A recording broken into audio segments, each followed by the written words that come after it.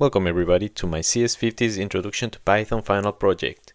As an international student, I find myself wondering each month how much are my expenses and comparing them to my income. So sometimes it gets hard to keep track of those values, so I have thought of an expense tracker made in Python. And my name is Paul Mosquera.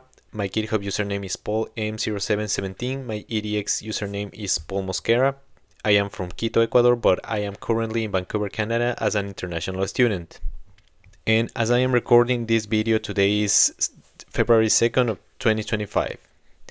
And as I just mentioned, I chose this project because as an international student, it is pretty important to keep your expenses in check.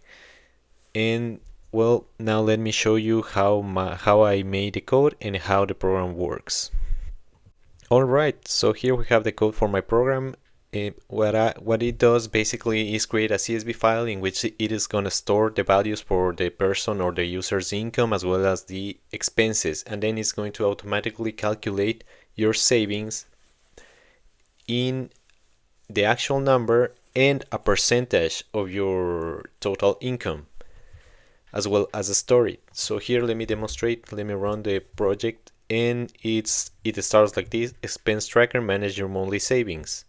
So as an example, I'm gonna enter 3,000, and then I spend on food 500, on medicines 100, on clothing 100, transport 100, and extra, let's say 0. So this is the outcome. It's gonna say you saved a percentage of your salary and then your total savings for that month.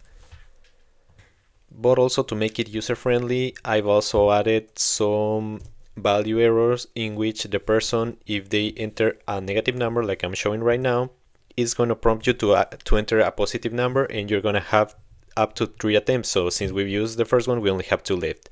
This also works with letters.